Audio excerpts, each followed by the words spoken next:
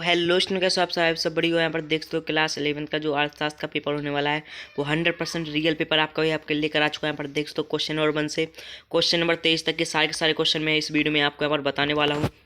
तो अभी तक इस वीडियो को लाइक नहीं किया तो लाइक कर दीजिए, चैनल को सब्सक्राइब नहीं किया तो सब्सक्राइब कर लीजिए। जिसमें आपके यहाँ पर टोटल क्वेश्चन 23 आने वाले हैं और समय आपका यहाँ पर 3 घंटे का यहाँ पर होने वाला है। जो है कोड वगैरह वो भी मैच कर लीजिए। पूरा 100% रियल पेपर में आपका बता रहा हूँ। जो आपका अर्थशास्त्र इकोनॉमिक्स का पेपर होने वाला है जो आपका 14 तारीख को होगा, वो यहाँ पर 100% रियल पेपर में आपको यहाँ पर बताने वाला हूँ। और यहाँ पर देख तो हिंदी और इंग्लिश दोनों वर्जन में आपका पेपर यहाँ पर आने वाला है। तो पूरा आपको यही पेपर, अगर आपको 80 में से 80 मार्क्स चाहिए तो पूरा वीडियो एंड तक देख लेना। पूरा 100% रियल पेपर में आपको बता रहा हूँ। क्वेश्चन नंबर 1 से क्वेश्चन नंबर 23 तक के सारे क्वेश्चनों को मैं यहाँ पर आंसर सहित मैं आपको बताने वाला हूँ। तो चलते वीडियो स्टार्ट करते हैं। तो सबसे पहले आपको कुछ भी नहीं करना है, वीडियो को लाइक कर देना, चैनल को अभी तक सब्सक्राइब नहीं करा तो सब्सक्राइब कर लीजिए। और इसकी PDF मैंने टेलीग्राम चैनल अपलोड कर दी है, तो लिंक डिस्क्रिप्शन में टेलीग्राम चैनल की ज्वाइन कर लीजिए। और आपको जो भी जिले में सेट आ रहा है वो एक बार कमेंट करके बता देना। तो सबसे पहले आपको निर्देश वगैरह आपको पढ़ लेना है, इसके बाद निर्देश पढ़ लेना है। इसके बाद आपका क्वेश्चन नंबर 1 है, आपका सही विकल्प चुनकर आपको यहाँ पर लिखना है। तो सही विकल्प चुनकर आपको लिखना है। तो 6 नंबर में आपके यहाँ पर सही विकल्प आने वाले हैं, वो यहाँ पर देख लेते हैं।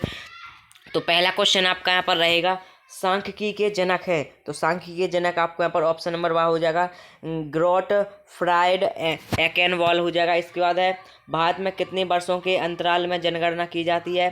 तो आपको यहाँ पर इसमें 10 वर्षों में यहाँ पर जनगणना की जाती है। इसके बाद है, किसी श्रृंखला को 10 बार भागों में विभाजित करने को कहा जाता है। तो क्या कहा जाता है, आपको पता होगा, दशमलव कहा जाता है। इस तरीके से आपका नेक्स्ट क्वेश्चन है, सूचकांक मापते हैं तो किससे मापते हैं। इसमें आपको ऑप्शन नंबर दा भरना है। सूचकांक यहाँ पर चरमूल से मापते हैं, तो इसमें आपका ऑप्शन नंबर दा हो जाएगा।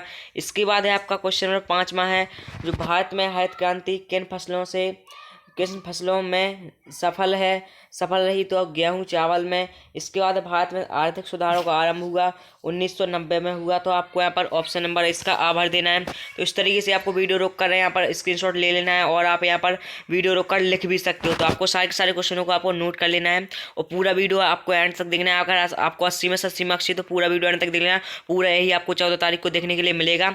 इसके बाद है आपका इंग्लिश वर्जन में भी आपका पेपर दिया गया है, तो वो भी आप यहाँ पर देख लीजिए। इसके बाद दूसरा क्वेश्चन है, आपको रिक्त स्थानों की पूर्ति करना है। जो आपके कितने 6 नंबर में आपके यहाँ पर रिक्त स्थान पूछे जाने वाले हैं। तो पहला क्वेश्चन है आपका, पहले क्वेश्चन में आपको यहाँ पर शिक्षा एवं स्वास्थ्य भरना में निवेश मानव पूंजी का मुख्य स्रोत है। इसके बाद है, नाबार्ड की स्थापना वर्ष में हुई। तो आपकी 1982 में हुई। इसके बाद है, चीन में वर्ष 1958 में ग्रेट लीप फॉरवर्ड अभियान शुरू किया गया। इसके बाद है, किसी कारखाने में दूसरों के लिए कार्य करने वाली कहलाती, क्या कहलाती, श्रमिक कहलाती है। इसके बाद है, सांख्यिकीय में वे माप हैं जो श्रृंखला के 4 बराबर भागों में विभाजित करती हैं। तो इसमें सांख्यिकीय भरना है।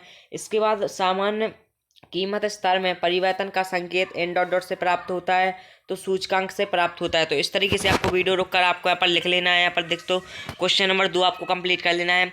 इसके बाद है आपका क्वेश्चन नंबर 3 है, जो आपका 7 आने वाले हैं। वो आपके कितने 6 नंबर में आपके 7 आने वाले हैं, वो यहाँ पर देख लीजिए। कुछ इस तरीके से आपके 7 आएंगे।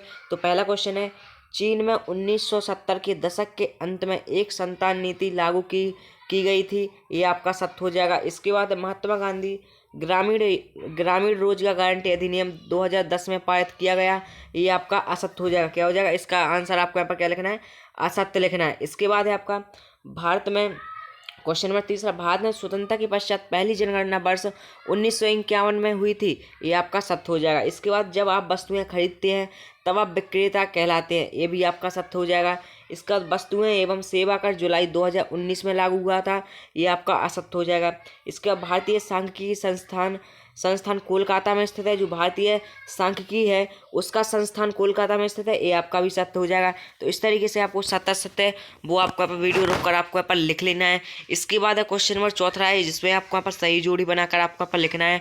तो सही जोड़ी यहाँ पर देख लीजिए। कुछ इस तरीके से आपके यहाँ पर होने वाले हैं, जो आप कितनी 7 नंबर में आपकी सही जोड़ी आपके यहाँ पर पूछे जाने वाले। तो यहाँ पर पहला है, विश्व व्यापार संगठन का गठन आपका कब हुआ था। तो इसमें आपको क्या बनना है, 1995 बनना है। इसके बाद शिक्षा अधिकार अधिनियम 2009 में पारित किया गया। इसके बाद ऑपरेशन फ्लड आपका यहाँ पर हो जाएगा दुग्ध उत्पादन। इसके बाद है, शायरी का अंग इसके बाद आपका यहाँ पर क्वेश्चन नंबर चौथे में आपको बनना है संसद आदर्श ग्राम योजना। तो इसमें आपको क्या बनना है, इसका आपका अक्टूबर 2014 में हुई थी। इसके बाद है पांचवा शायरी का अंग। तो शायरी का अंग आपका यहाँ पर समांतर माध्य हो जाएगा। आपका यहाँ पर इसमें क्या बनना है, समांतर माध्य बनना है। इसके बाद है मानव वैज्ञानिक विकास का घटक आपका क्या हो जाएगा, जीवन प्रत्याशा हो जाएगा। और इसके बाद आपका सातवां है, तो इसमें से आपको कोई 6 क्वेश्चन करना है। तो यहाँ पर देख सकते हो इसमें से आपको यहाँ पर 6 क्वेश्चन करना है, तो आपको यहाँ पर 6 सही जोड़ी आपको कर लेनी है। इसके बाद है आपका नेक्स्ट क्वेश्चन है, क्वेश्चन नंबर 5वां है, एक शब्द एक वाक्य में आपको यहाँ पर उत्तर लिखना है। जो आप कितने आपके यहाँ पर 7 नंबर में पूछे जाएंगे। 7 नंबर में आपके एक शब्द एक वाक्य में आपके उत्तर पूछे जाने वाले हैं। तो अभी तक यार चैनल को सब्सक्राइब करने का तो सब्सक्राइब कर लीजिए, और अभी तक टेलीग्राम चैनल को ज्वाइन नहीं किया तो लिंक डिस्क्रिप्शन टेलीग्राम चैनल की, तो जाकर ज्वाइन कर लीजिए। और आपको इसकी PDF वगैरह चाहिए तो वो भी आपको टेलीग्राम चैनल में मिल जाएगी। इसके बाद है क्वेश्चन आपका 5वें का पहला है, धन प्राप्त करने के लिए की जाने वाली क्रियाएं कहलाती हैं। तो क्या कहलाती हैं, आर्थिक कहलाती है। इसके बाद है शोधकर्ता द्वारा स्वयं संकलित आंकड़े कहलाते हैं। तो क्या कहलाते हैं, प्राथमिक आंकड़े कहलाते हैं। इसके बाद है दंड आरेख कितने प्रकार के होते हैं। तो इसमें आपको 2 भरना है, 2 प्रकार के होते हैं। चरम मदों की उपस्थिति से कौन सा औसत सर्वाधिक प्रभावित होता है। तो आपका इसमें गणितीय अंक गणितीय माध्य हो जाएगा। इसके बाद है उपभोक्ता कीमत सूचकांक CPI को इस अन्य नाम से जाना जाता है। तो इसके बारे में आपको यहाँ पर लिखना है। इसके बाद ग्रामीण क्षेत्रों में प्रमुखता इस प्रकार की बेरोजगारी विद्यमान होती है, उसे हम क्या कहते हैं, तो पिघन्न कहते हैं। इसके बाद जो अपने उद्यम के स्वामी और संचालक होते हैं उन्हें कहा जाता है, क्या कहा जाता है, सहकर्मी या उद्यमी कहा जाता है। क्या कहा जाता है, उद्यमी या सहकर्मी कहा जाता है। इस तरीके से आपके जो क्वेश्चन नंबर 1 से क्वेश्चन नंबर 5 तक के जितने भी आपके 1 नंबर के क्वेश्चन थे वो मैंने आपको बता दिए। तो अभी तक चैनल को सब्सक्राइब नहीं किया तो सब्सक्राइब कर लीजिए, और इसकी PDF मैंने टेलीग्राम चैनल अपलोड कर दी है, तो फटाक से जाओ, लिंक डिस्क्रिप्शन में है, जाकर ज्वाइन कर लीजिए। इसके बाद जो आपके 2 नंबर में क्वेश्चन आने वाले हैं वो यहाँ पर देख लेते हैं। तो प्राथमिक आंकड़ों को परिभाषित करना है, प्राथमिक आंकड़ों को आपको यहाँ पर परिभाषित करना है, जो आपको कितना 2 नंबर में क्वेश्चन पूछा जाएगा। इसके बाद द्वितीय आंकड़ों को परिभाषित करना है। अथवा में आएगा आपका चर किसे कहते हैं, चर किसे कहते हैं। अथवा में आंकड़ों के वर्गीकरण के 2 प्रकार लिखिए। तो आंकड़ों के 2 वर्गीकरण के आपको 2 प्रकार लिखना है, जो आपका क्वेश्चन नंबर 7 में आएगा। इसके बाद क्वेश्चन नंबर 8 में आएगा समांतर माध्य की आपको परिभाषा लिखना है। समांतर माध्य क्या होता है उसकी आपको परिभाषा लिखना है, क्वेश्चन नंबर 8 में आपका यहाँ पर पूछा जाएगा। इसके बाद है आपका अथवा में आएगा समांतर माध्य की आप 2 विशेषताएं लिख सकते हो। इसके बाद है बहुलक की आपको परिभाषा लिखना है, बहुलक क्या होता है तो आपको पता ही होगा। इसके बाद माध्यिका की गणना कैसे की जाती है उसके बारे में आपको पर लिखना है। तो जितने भी क्वेश्चन मैं आपको बता रहा हूँ सारे के सारे क्वेश्चन को आपको नोट करते जाना। इसका सॉल्यूशन आपके नेक्स्ट वीडियो यहाँ पर आने वाली है, यहाँ पर सॉल्यूशन के साथ आपको बताया जाएगा। तो यहाँ पर आपको कुछ भी नहीं करना है, बस चैनल को सब्सक्राइब करना है, और दोस्तों के साथ इस वीडियो को शेयर नहीं किया तो क्या कर रहे हो, शेयर कर दीजिए। और इसकी PDF मैंने टेलीग्राम चैनल पर अपलोड कर दी है। आपको जिस भी विषय का पेपर चाहिए एक बार कमेंट करके बता देना, और जो भी आपको यहाँ पर सेट आ रहा है जिले में वो भी एक बार कमेंट करके बता देना। इसके बाद क्वेश्चन नंबर 10वां है सहसंबंध की आपको परिभाषा लिखना है। सहसंबंध क्या होता है इसके बारे में लिखना है, या इसके प्रकार अथवा में आएंगे लिखना है लिखने के लिए। इसके बाद है मानव पूंजी क्या है, तो पता ही होगा मानव द्वारा किसी कार्य में यहाँ पर जो आप यहाँ पर पूंजी लगाते हैं उसे मानव पूंजी कहते हैं। इसके बाद है आपका क्वेश्चन नंबर 12 है ग्रामीण विकास का अर्थ लिखिए। ग्रामीण विकास का अर्थ लिखकर आपको यहाँ पर उसका यहाँ पर अर्थ लिखना है। इसके बाद अथवा में आएगा न्यूनतम समर्थन मूल्य क्या है, मतलब न्यूनतम समर्थन मूल्य किसे कहते हैं। इसके बाद नियमित वेतनभोगी कर्मचारी किसे कहा जाता है, तो इसके बारे में आपको यहाँ पर लिखना है। बेरोजगारी का अर्थ आपको यहाँ पर लिखना है। इसके बाद क्वेश्चन नंबर 14 है आपका पर्यावरण को परिभाषित करना है। पर्यावरण क्या होता है इसके बारे में आपको लिखना है। इसके बाद अथवा में आपका पूछा जाएगा वैश्विक उष्णता क्या है, वैश्विक उष्णता क्या है। इसके बाद जो आपका 15वां क्वेश्चन है मानव विकास प्रशिक्षक के विभिन्न घटकों के आपको पर नाम लिखना है, जो 2 नंबर में आएगा। इसके बाद आपका जो क्वेश्चन नंबर 16 है जो आपका पर 3 नंबर में आने वाले वो यहाँ पर देख लेते हैं। तो सतत चर एवं विकट चर में आपको यहाँ पर अंतर लिखना है, जो आपका 3 नंबर में पूछा जाएगा। और अथवा में आएगा आंकड़ों के सारणीबद्ध प्रस्तुतिकरण के कौन से प्रकार कौन से हैं, तो इस तरीके से आपको यहाँ पर लिखना है। इसके बाद है क्वेश्चन नंबर 18 है 18 का अथवा चतुर्थक को परिभाषित कर उचित चतुर्थक की गणना का सूत्र आपको यहाँ पर लिखना है। इसके बाद आपका क्वेश्चन नंबर 19 आएगा, जो आपका 3 नंबर में पूछा जाएगा।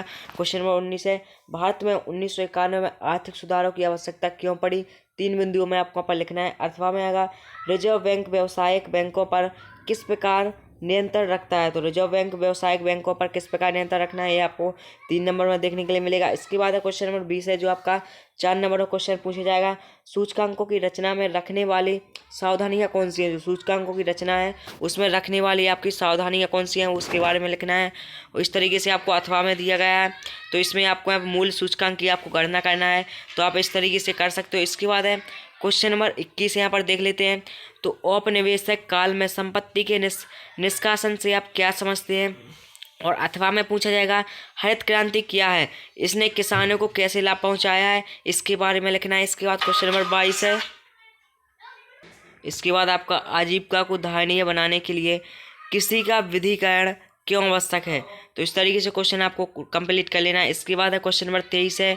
पिछले 2 दशकों में चीन और भारत में देखी गई समृद्धि दर की प्रवृत्तियां की व्याख्या आपको करना है। जो आपका लास्ट क्वेश्चन था वो मैंने आपको बता दिया।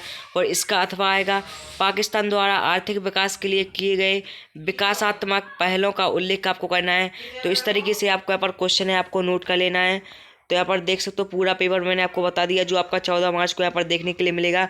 बिल्कुल 100% रियल पेपर मैंने आपको बताया, जो आपको यहाँ पर 14 मार्च को अर्थशास्त्र का पेपर आपको यहाँ पर 23 क्वेश्चन आपके यहाँ पर पूरे ही आपको पूछे जाएंगे। तो अगर आपको 80 में से 80 मार्क्स चाहिए तो पूरे क्वेश्चन आपको कंप्लीट कर लेना है। इसका सोल्यूशन की आपकी नेक्स्ट वीडियो आने वाली है। तो चैनल को अभी तक सब्सक्राइब नहीं किया तो सब्सक्राइब कर लीजिए, और अभी तक टेलीग्राम चैनल को ज्वाइन नहीं किया तो लिंक डिस्क्रिप्शन टेलीग्राम चैनल की जाकर ज्वाइन कर लीजिए। चलते फिर मिलते हैं नेक्स्ट वीडियो में।